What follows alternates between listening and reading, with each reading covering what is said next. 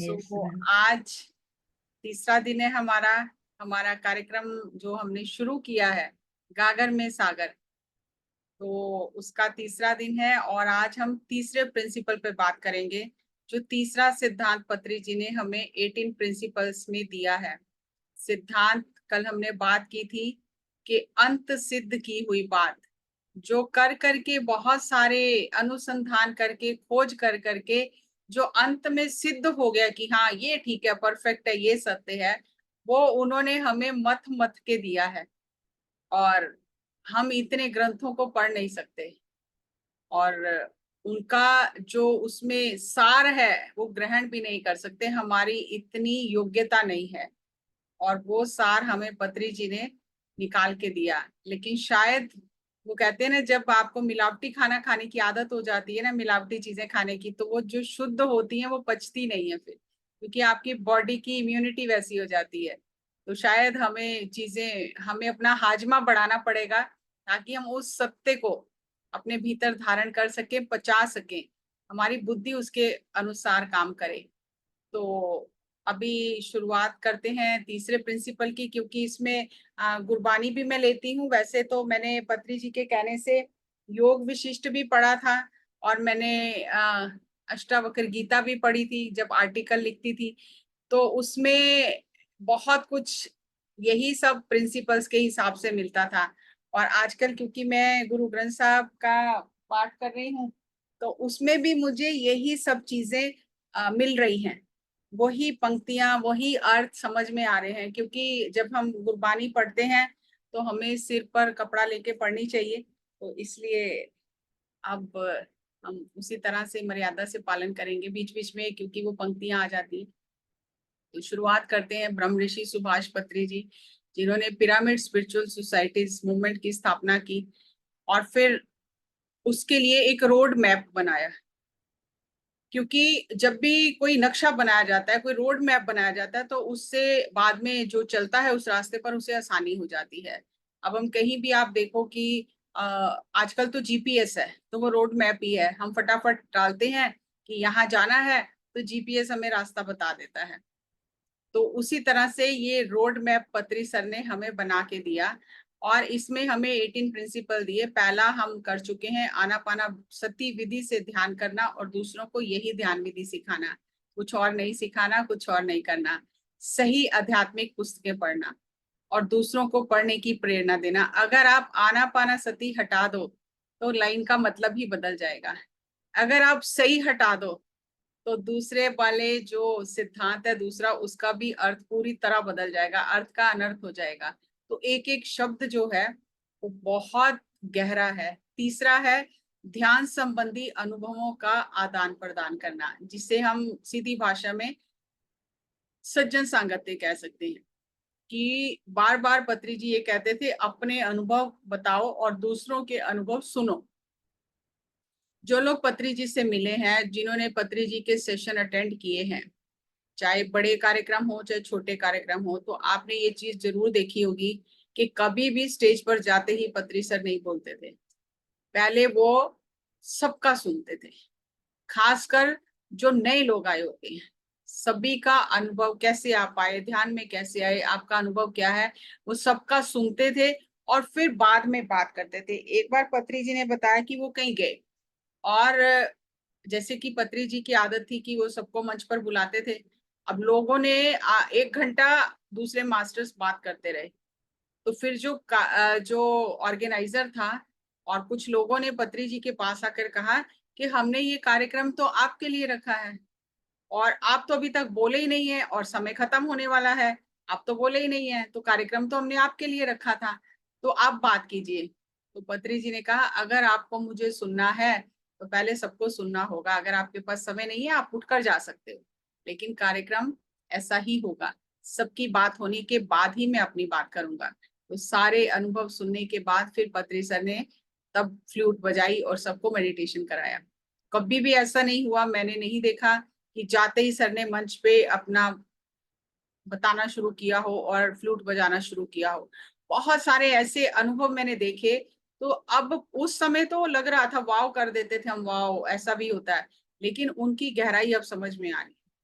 कि एक बार पंचकुला में संगीता नेहरा मैडम है, उन्होंने पत्री सर के कार्यक्रम रखे थे हरियाणा में। तो एक कार्यक्रम में उन्होंने एक म्यूजिशियन को बुलाया था जो फ्लूट बजाता था। अब पत्री सर भी फ्लूट बजाते हैं, तो उनको ये लगा कि सर को ज्यादा समय बजाना नहीं पड़ेगा और ये व्यक्ति बजा लेगा फ्लूट, ये मास्टर बजा लेगा। तो जैसे ही कार्यक्रम शुरू हुआ तो सर ने उस व्यक्ति को कहा, स्वामी जी पहले आप बजाइए। ये नहीं कि मैं बजा लूं, मैं ध्यान करवा लूं और मैं बाद में आपको समय दूंगा, नहीं।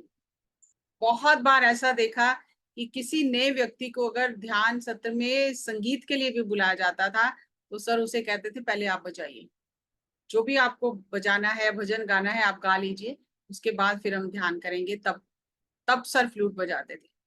तो आदान प्रदान को क्या एक्सचेंज इंग्लिश में कहा जाता है, ये एनर्जी एक्सचेंज है।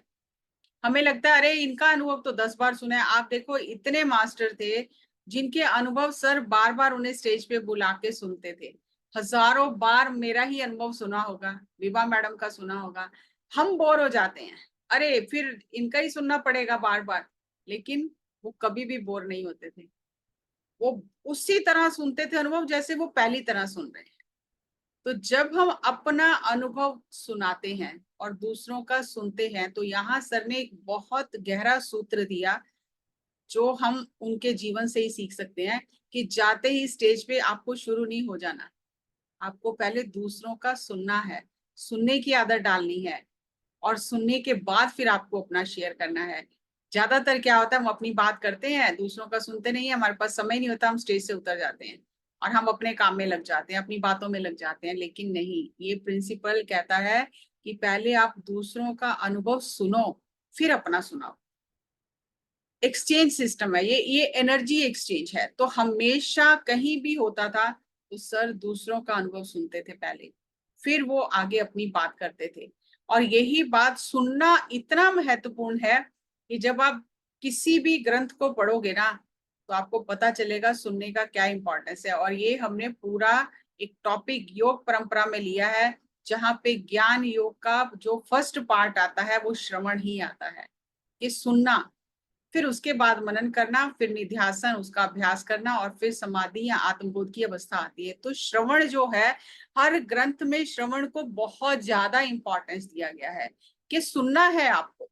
लेकिन अगर आपको सुनना नहीं आता तो फिर आप कुछ पा नहीं सकते। अब ये सुनना एक बहुत गहरी कला है। हमें लगता है हम सुन तो रही हैं, अब जैसे मैं बोल रही हूँ आपको लग रहा है मैं तो सुन ही रही हूँ, नहीं, इसे ग्रंथों में आध्यात्मिक भाषा में सुनना नहीं कहा जाता। सुनना उसे कहा जाता है जब आपका मन कहीं और जा ही नहीं रहा है, आप उसका मूल्यांकन नहीं कर रहे हो, जज नहीं कर रहे हो, कह रहे ये बात तो ऐसे सही नहीं बताई है, इसके बाद मैं ये प्रश्न पूछूंगा, ये बात तो हमने कहीं सुनी नहीं है, या ये बात तो हमने बहुत बार सुनी है। जब आपके बैकग्राउंड में, माइंड में ये सब थॉट चल रहे हैं, आप अपने आप को सुन रहे हो, आप स्पीकर को नहीं सुन रहे हो। तो वो सुनना अध्यात्म में सुनना नहीं कहा गया है।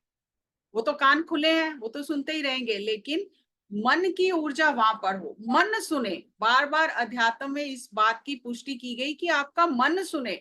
अब मान लो आप कहीं खड़े हो और आप बड़ी चिंता में हो और कोई आपके सामने से निकल जाए, आपको पता भी नहीं चलता। कोई आपसे बात करे, घर में ही कई बार ऐसा होता है कि कोई घर में बैठ के हम बात कर रहे होते हैं और फिर हमें पता ही नहीं चलता इसने क्या बोला। तो जब हमसे पूछा जाता है ये बात ठीक है ना, तो हम कहते हैं अरे मेरा ध्यान कहीं और चला गया था, मैंने सुना नहीं। क्यों नहीं सुना? कान तो खुले ही है। मुंह बंद कर सकते हैं लेकिन कान तो बंद ही नहीं कर सकते, आंखें बंद कर सकते हैं, कान तो बंद ही नहीं होते। तो कान तो खुले ही रहते हैं 24 घंटे। फिर हमने क्यों नहीं सुना? क्योंकि सुनना है मन ने, मन की ऊर्जा ने सुनना है। जब मन की ऊर्जा इंद्रियों को मिलती है तब वो काम करती हैं। अपने आप में इंद्रियां बिल्कुल हैंडीकैप हैं, अपाहिज हैं, वो कुछ नहीं कर सकती हैं। मन की ऊर्जा का होना बहुत जरूरी है, इसलिए उस सुनने को सुनना कहा गया अध्यात्म में। सुनने से, दूसरे मास्टर्स के अनुभव सुनने से या संसारी लोगों की बातें सुनने से हमें बुद्धिमता मिलती है, ज्ञान मिलता है, क्या करना है क्या नहीं करना। यहाँ हम दोनों तरह के एक्सपीरियंस की बात करेंगे। अगर कोई बहुत ज्यादा ड्रिंक करता है और उसको हेल्थ इशू हो जाता है, उसकी लाइफ चली जाती है, तो उसकी स्टोरी सुन के हमें ये समझ में आता है कि ये नहीं करना है, ऐसा नहीं करना चाहिए, ऐसा करने से इतने शरीर को कष्ट होते हैं। और अगर कोई साधना कर करके किसी अवस्था को पा गया, उसका सुनने से हमें लगता है ऐसा करना चाहिए, ये सही रास्ता है। क्योंकि संसारिक कोई भी वस्तु साथ नहीं जाती है, ये अध्यात्म का रास्ता ही हमारे काम आता है।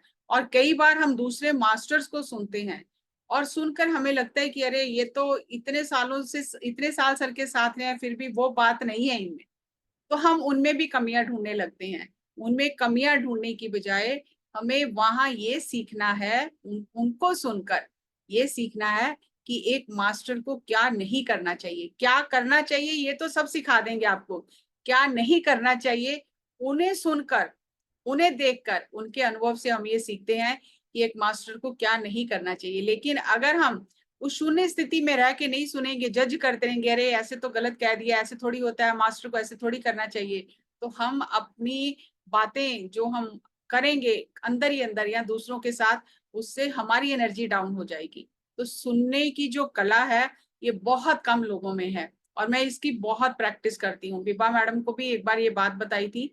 तो बहुत बार हम सुनते ही नहीं हैं, हम सिर्फ उस बात का जवाब देने के लिए सुनते हैं कि इनकी बात खत्म हो, इसके बाद मुझे क्या कहना है।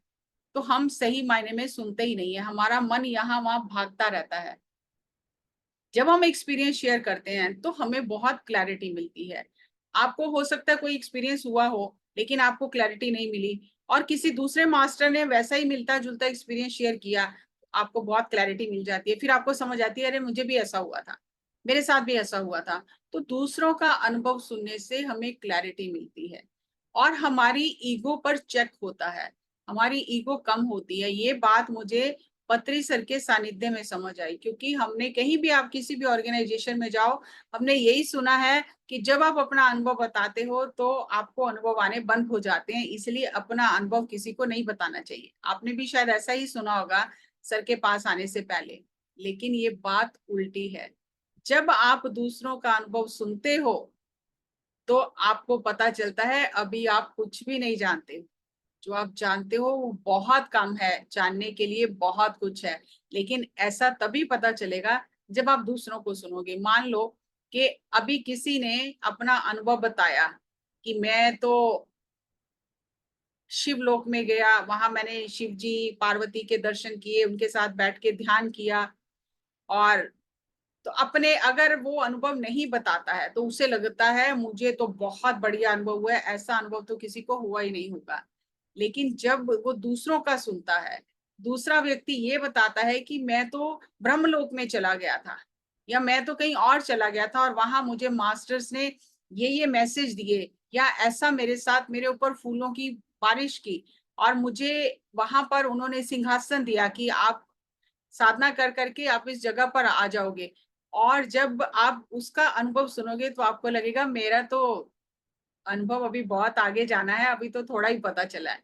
तो जब दूसरों का अनुभव सुनते हैं तो हमारा अहंकार कम होता है। हमने उल्टा सुना कि जब सुनाते हैं तो अहंकार, अनुभव नहीं होते, लेकिन नहीं, जब हम दूसरों का सुनते हैं, अपना सुनाते हैं, तो हमें क्लैरिटी मिलती है, हमारा अहंकार कम होता है कि बहुत लंबा रास्ता है, अभी बहुत दूर जाना है, मैं जो जानता हूँ बहुत कम है, जानने के लिए भी बहुत कुछ बाकी है।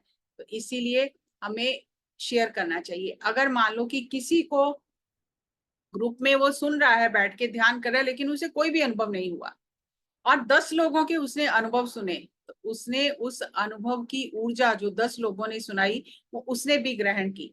अगर मान लो जैसे मैंने भी आपको बताया कि शिवलोक में कोई गया और उसने बताया, कोई ब्रह्मलोक में गया उसने बताया, तो जिसको नहीं दिखाई दे रहा उसके अपने आप मन में वो चित्र बनने लग जाते हैं कि वो ब्रह्मलोक में कैसा होगा, शिवलोक में कैसा होगा। तो वो एनर्जी एक्सचेंज हो गया।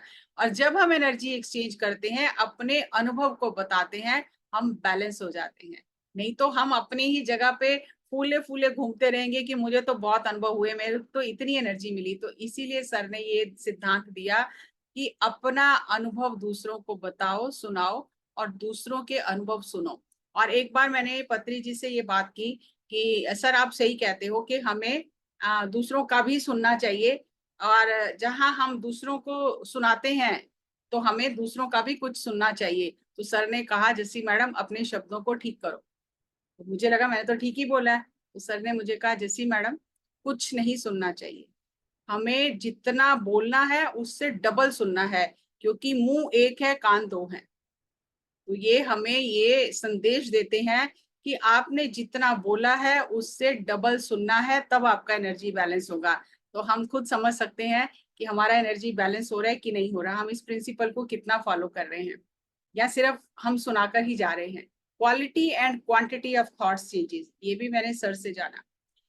एक बार सर ने किसी मास्टर के साथ बात की थी और 4 प्रिंसिपल सर ने खोल खोल के ऐसे ही बताए थे। तब वहां से मुझे आइडिया आया कि अरे इसमें तो इतनी गहराई है, हम तो सिर्फ एक लाइन की तरह पढ़ लेते हैं। तो क्वालिटी और क्वांटिटी थॉट्स की चेंज हो जाती है। अब आप जब दूसरों का अनुभव सुनते हो और वो कहता है कि पहले मेरे अंदर बहुत नकारात्मक विचार थे, जब से मैंने ध्यान किया मेरे विचार बदल गए और अब मेरे अच्छे अच्छे विचार आते हैं, मेरा सेवा करने का मन करता है, अब मेरा देने का मन करता है। तो आपके भी विचार बदल जाएंगे उसके विचार सुनने से। तो अगर आपके अंदर भी ऐसी भावना है तो आप ऑटोमेटिकली वो बदलनी शुरू हो जाएगी, क्योंकि अब हमारे विचारों की गुणवत्ता और गणना चेंज हो गई है। 60,000 जो विचार आते हैं वो धीरे धीरे कम होते होते होते होते 10-15 विचार रह जाते हैं। और वो जो 10-15 विचार होते हैं वो भी लोक कल्याण के होते हैं, किसी की बुराई के, कोई नकारात्मक विचार नहीं रहते। लेकिन ये तब होता है जब हम दूसरों का सुनते हैं, जब हम ऐसे मास्टर्स के साथ बैठकर सज्जन सांगत्य करते हैं जिनकी एनर्जी हमें बदल देती है। तो इसीलिए सुनने से, शेयर करने से हम तो आगे बढ़ते ही हैं, लेकिन जिनके साथ हम शेयर करते हैं उन्हें भी बहुत फायदा होता है। Life of master acts as a milestone in our journey.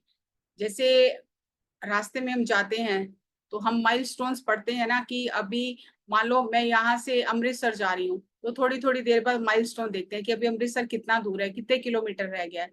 तो जब हम मास्टर्स की जर्नी सुनते हैं, कैसे कैसे कष्टों से निकल कर वो ध्यान में आए और कैसे वो इस अवस्था तक पहुंचे, तो हमें हिम्मत मिलती है। मास्टर्स की जर्नी एक माइलस्टोन की तरह हमारे काम आती है कि अच्छा अभी तो बहुत लंबा चलना है। इसीलिए श्रवण की महिमा का बखान नहीं किया जा सकता, ये ग्रंथों में कहा गया, मैं नहीं कह रही हूँ।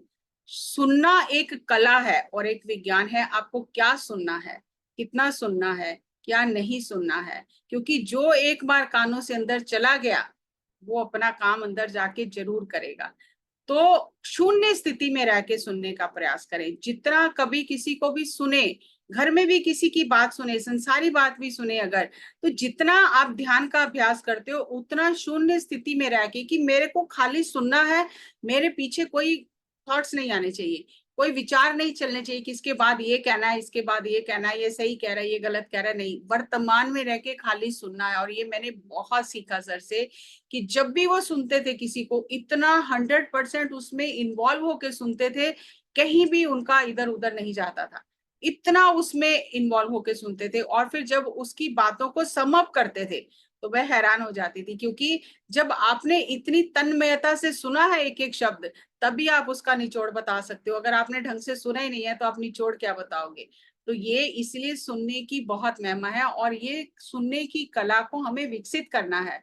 और इसी बात को गुरबानी में जो पहली बानी गुरु नानक देव जी ने उचारी जब वो यात्रा पर निकले घर परिवार को छोड़कर, तो उसमें पहली बानी जो जपजी साहिब जिसे हम कहते हैं, उसमें 4 जो पद हैं वो सुनने के ऊपर ही है।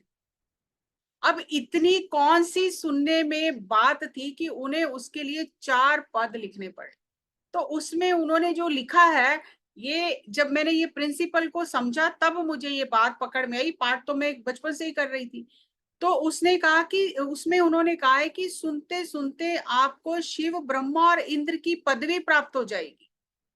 सुनते सुनते, मैं वाणी नहीं पढ़ रही हूँ, मैं सिर्फ आप उसका अर्थ थोड़ा सा आपको बता रही हूँ।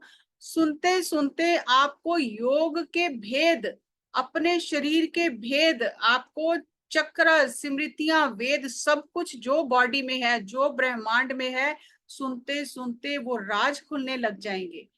और जो इस तरह से सुनता है तो उसके दुखों का नाश हो जाता है। और वो हमेशा आत्मा के स्तर पर आगे ही बढ़ता रहता है, वो ब्लिसफुल स्टेट में रहता है। ये मैंने एक ही पद लिया है, इसमें उन्होंने बहुत 4 पद में बहुत कुछ कहा है कि सुनते सुनते अंधे को मार्ग मिल जाता है, सुनते सुनते सागर पार हो जाते हैं, सुनते सुनते हम जो चाहे वो पा लेते हैं सिर्फ सुनने से।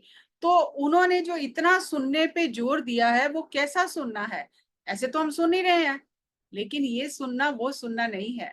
वो सुनना है पूरी ऊर्जा के साथ वर्तमान में रहकर शून्य स्थिति में सुनना, कि बस हम सुन ही रहे हैं, आगे कुछ विचार नहीं कर रहे, पीछे कुछ विचार नहीं कर रहे। हम ये नहीं सोच रहे इसकी आवाज तो उनके साथ मिलती है, ये तो उनके जैसे सेशन लेती हैं, इन्हें तो ज्ञान है, इन्होंने तो सर के साथ इतना समय बिताया है। तो आप सुन नहीं रहे हो, तब आप अपने आप को सुन रहे हो, अपने अंदर में जो कहा जा रहा है उससे नहीं सुन रहे हो। इसीलिए सुनने का, श्रवण का इतना ज्यादा महत्व गुरबानी में बताया गया। ये मैंने थोड़ा सा आपके साथ लिया है, डिस्कस किया है। जब हम सुनते हैं तो ये हम अपने मन की सफाई करते हैं, अपने दिमाग की सफाई करते हैं अंदर, अपने मन को, अपने दिमाग को शुभ विचारों से सजाते हैं, उसे सींचते हैं हर दिन। ये 1-2 दिन सुना और फिर छोड़ दिया नहीं, हर दिन सुनने से वो, उन्हें हम खाद पानी देते हैं, उन विचारों को, शुभ विचारों को सींचते हैं। एक बहुत प्यारी कथा है यहाँ पर, जिससे मुझे श्रवण की और महिमा ज्यादा समझ में आई। एक बहुत बड़े पीर हुए हैं गुरु गोविंद सिंह जी के टाइम पे, जिनका बहुत नाम है पीर बुद्धू शाह, जिन्होंने अपना परिवार भी न्यौछावर कर दिया था गुरु जी के ऊपर।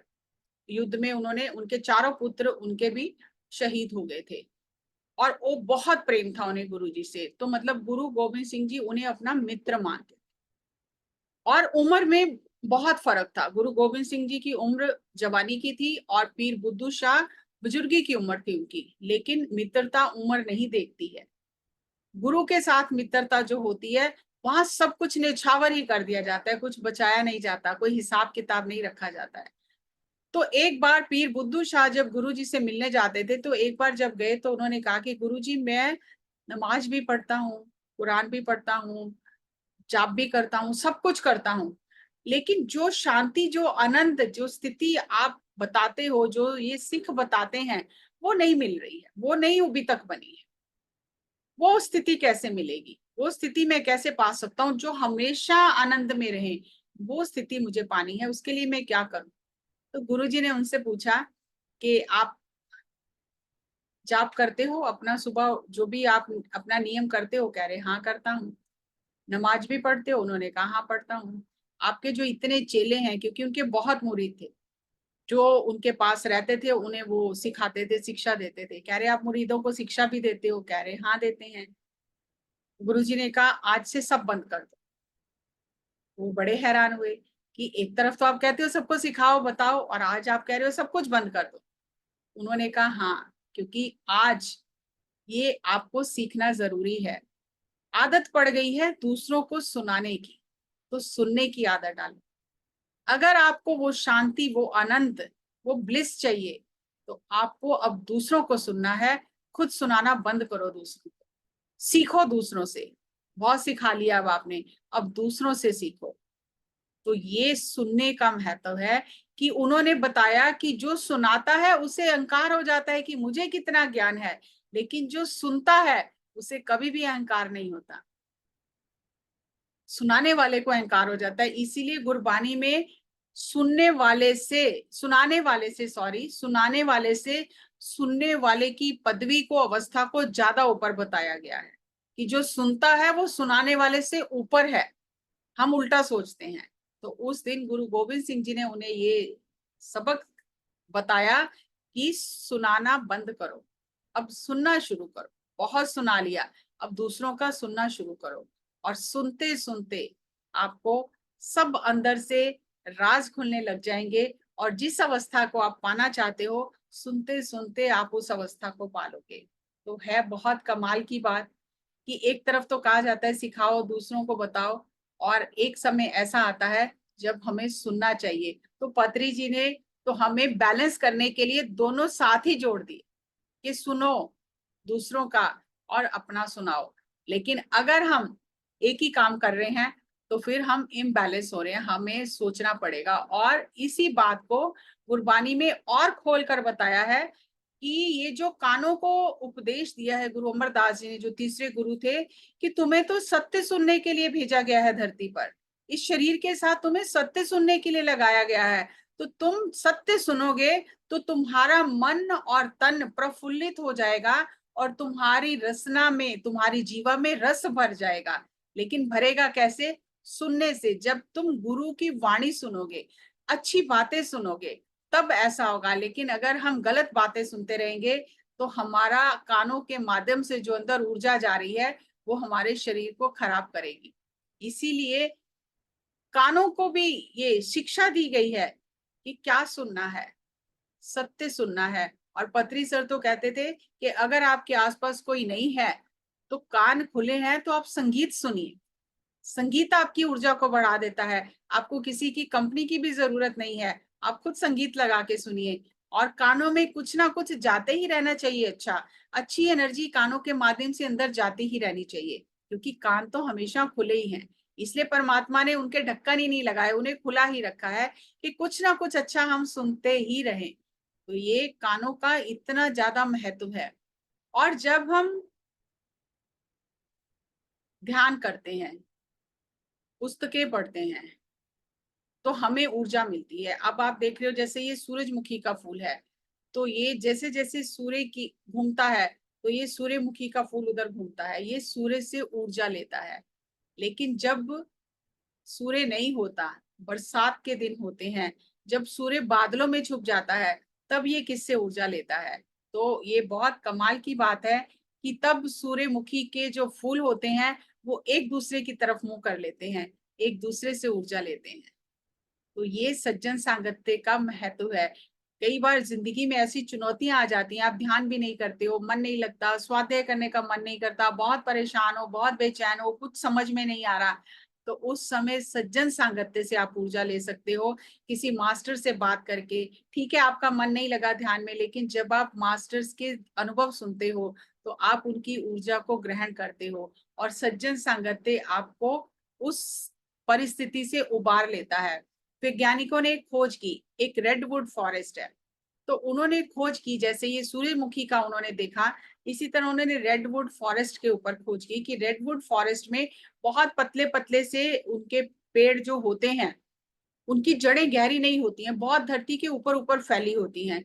लेकिन जब भी आंधी तूफान भूचाल आते हैं तो कोई भी पेड़ गिरता क्यों नहीं है? इतने कमजोर हैं, उनकी जड़ें भी जमीन में गहरी नहीं है, फिर वो गिरते क्यों नहीं है?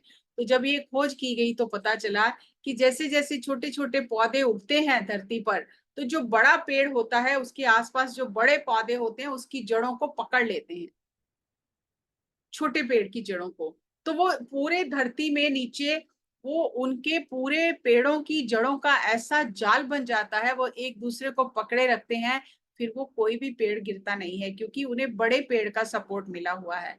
तो इसी तरह से वो अपना नेटवर्क बनाते हैं और सब पेड़ खड़े रहते हैं। तो सज्जन सांगत्य वही नेटवर्क है जो हमें किसी भी परिस्थिति में गिरने नहीं देता है। और शंकराचार्य जी ने कहा है, काते कांता धनगत चिंता वातुल किम तवा न्यास्ति नियंता त्रिजगति सज्जन संगति रेखा भवती भवान अवतरणे नौका। कि ये पत्री जी कहते थे, मुझे ये श्लोक पूरे भज गोविंद में बहुत पसंद है, कि तीनों लोकों में सज्जन सांगत्य ही भव सागर से पार होने की नौका है। कल हमने जाना कि 34% इंपॉर्टेंस दिया गया सज्जन सांगत्य को। तो तीनों लोकों में सज्जन संगत ही भवसागर से पार होने की नौका है। और इसका बार बार गुरबानी में भी बहुत जिक्र आया है कि सज्जन सांगत्य अगर आप करते हो तो संतों की संगत में आपके बुरे कर्म नष्ट हो जाते हैं, आपका मन अपने आप ही शुद्ध होने लग जाता है, और शुभ विचारों के अंकुर आपके अंदर से फूटने लग जाते हैं। और क्या करता है ये सज्जन सांगत्य? 4 S बताए गए हैं, बताए गए हैं। समीप, जब आप ऐसे सज्जनों के समीप रहते हो तो वो जो सत्य है, वो सत्य कॉन्टेजियस है। जैसे कहते हैं ना कि इन्फेक्शन हो जाता है किसी को साथ में रहने से, किसी चीज से इन्फेक्शन हो जाता है, तो सत्य जो है वो भी कॉन्टेजियस है। कि जब आप ऐसे लोगों की संगत में रहते हो जो सत्य की बात करते हैं, सत्य बोलते हैं, उसी के बारे में ही बातें करते रहते हैं, तो धीरे धीरे वो आपको भी पकड़ लेती है वाइब्रेशन, आप भी उसी में बह जाते हो स्वरूप, फिर आप उनके जैसे ही बन जाते हो। उनकी संगत करते करते उनका ऊर्जा का आपके ऊपर इतना असर होता है, वो ऊर्जा आपके भीतर बहने लगती है, तो स्वरूप आप उनके जैसे बन जाते हो। सायुज्य, आप उनसे बिल्कुल एक हो जाते हो। इंडिविजुअल सोल जो आपकी है वो उसे सुप्रीम सोल से मिलवा देते हैं, क्योंकि वो खुद सुप्रीम सोल से मिले हुए होते हैं। तो ऐसे सज्जन आपको इंडिविजुअल सोल को सुप्रीम सोल से मिलवा देते हैं। और फिर सबसे जो अद्भुत बात ये होती है, सालोक, फिर वो आपको उसी लोक में ले जाते हैं जिस लोक के वो खुद वासी है। तो ये सज्जन सांगत्य का इंपॉर्टेंस है कि ऐसे सज्जन जनों की संगत करते करते, उनके समीप रहते रहते आप उनका रूप हो जाते हो और उनसे एक हो जाते हो, अपने ब्रह्म स्वरूप को पहचान लेते हो, और फिर वो उसी लोक में आपको पहुंचा देते हैं जहां से आपकी आत्मा आई है। बाइबल में कहा गया है, tell me who your friends are and I will tell you who you are. आप के मित्र कौन है, बस इतना मुझे बता दो, तो मैं आपको बता दूंगा आपका जीवन कैसा है। He who walks with the wise will become wise, and he who lives in the company of fools will suffer। जो बुद्धिमानों के साथ रहता है, सज्जन पुरुषों के साथ रहता है, वो सज्जन बन जाता है। जो मूर्खों के साथ रहता है, फिर वो मूर्ख बन जाता है। हमें स्पिरिचुअल साइंटिस्ट जो हैं उनके साथ रहना है, उनके बुक्स पढ़ने हैं, उनके जीवन कैसे उन्होंने जिया, कैसे उन्होंने साधना की, उनकी कथाएं सुननी है, उन पर विचार करना है। तो हम भी आध्यात्मिक वैज्ञानिक बन जाएंगे, क्योंकि जो मास्टर होते हैं उनकी विजडम बिल्कुल अलग होती है, वहां तक हमारी सोच भी नहीं पहुंच सकती है। तो ये मैंने जो बुद्धा का पिक्चर लगाया है, ये पत्री सर की गाड़ी का पिक्चर है। बहुत साल पहले 2014 में मैं सर के साथ ट्रैवल कर रही थी, और मैंने सर को कहा कि सर, बुद्ध पूर्णिमा के बाद हम सर के साथ करनूल के पिरामिड देखने जा रहे थे। तो मैंने सर को कहा, सर कुछ कॉन्सेप्ट बताओ गाड़ी में। तो सर ने बोला, इतने दिन से कॉन्सेप्ट सुन रहे हो, मैं नहीं बताऊंगा कोई भी कॉन्सेप्ट। तो मैंने कहा ठीक है। अब मैं गाड़ी में बैठी थी, अचानक मेरी नजर पड़ी तो सर की गाड़ी में जो बुद्धा था, उसका जो बैक है वो गाड़ी के अंदर की तरफ है और फेस गाड़ी के बाहर रोड की तरफ है। तो देख के मुझे बड़ी हैरानी हुई कि हम लोग तो, जो भी लोग गाड़ी लेते हैं, वो ऐसा गुरु का जिसका भी रखते हैं मूर्ति, वो फेस अंदर की तरफ रखते हैं और पीठ सड़क की तरफ होती है। तो मैंने सर को कहा, सर आपने तो मुझे कॉन्सेप्ट नहीं बताया, लेकिन मुझे तो कॉन्सेप्ट मिल गया। तो सर ने कहा, क्या कॉन्सेप्ट मिला है? मैंने कहा, सर आपकी गाड़ी में बुद्धा आपने ऐसे रखा है, लेकिन लोग तो ऐसे नहीं रखते हैं। तो सर ने कहा, जैसी मैडम, मुझे रास्ता नहीं मालूम है, मैं नहीं जानता हूँ रास्ता, उसे रास्ता मालूम है, तो वो रास्ता देख के बताएगा और मैं उसके पीछे पीछे चलूंगा। मुझे क्या मालूम है रास्ता, रास्ता तो उसको मालूम है ना, वो रास्ता देख के मुझे बताएगा, मैं पीछे पीछे चलूंगा। तो ये जब मैंने देखा, तो मैडम की गाड़ी में भी ऐसे ही लगा हुआ था बुद्धा। तो दोनों गाड़ियों में देखा मैंने दोनों गाड़ियों के अंदर की बाहर की पिक्चर ली, और मैंने ये तब से बहुत जगह ये शेयर किया। तो जहां जो मास्टर की विजडम है, वहां तक तो हमारी सोच ही नहीं है। तो जब हम मास्टर के साथ रहते हैं, उसके ज्ञान को लेते हैं, तो हमारा जीवन अपने आप ही बदलना शुरू कर देता है, बदल जाता है हमारा जीवन मास्टर के सानिध्य में। इसीलिए जो पत्री सर ने सिद्धांत दिए हैं कि एक्सपीरियंस का एक्सचेंज बोला है, ये नहीं कहा कि अपना सुनाओ और चले जाओ, नहीं, एक्सचेंज ऑफ एक्सपीरियंस। और कितना एक्सचेंज, कि एक मुंह दिया है तो 50% अगर बोलना है तो 100% सुनना है। तो मैं इस चीज की प्रैक्टिस बहुत करने की कोशिश करती हूँ कि मैं सुनाती हूँ तो मैं दूसरों का भी ज्यादा सुनूं, तो क्योंकि एनर्जी मेरा भी बैलेंस रहे। इसीलिए मैं आप सबको कहती रहती हूँ कि अपना एक्सपीरियंस शेयर करो, अपना एक्सपीरियंस शेयर करो, ताकि मैं भी बैलेंस रहूं। सो बहुत बहुत सबका धन्यवाद। इतना कुछ है तो मुझे सब कुछ छोटा कर करके उसको समरी में लाना पड़ता है। अगर मुझे कहा जाए ना, तो मैं एक एक प्रिंसिपल पे बहुत दिन बात कर सकती हूँ, लेकिन उसे समराइज करना पड़ता है कि नहीं, ठीक है, आपको नए नए विचार दिए हैं, अब आप इसके बारे में और सोचिए और गहरे जाइए, जितना गहरे जाओगे उतने हीरे मोती आपके हाथ लगेंगे। सो बहुत बहुत आपका धन्यवाद मुझे समय देने के लिए, सुनने के लिए और मेरी एनर्जी शेयर करने के लिए, ताकि मैं भी अपना एनर्जी एक स्टेज करके बैलेंस हो सकूं। Thank you, thank you, thank you.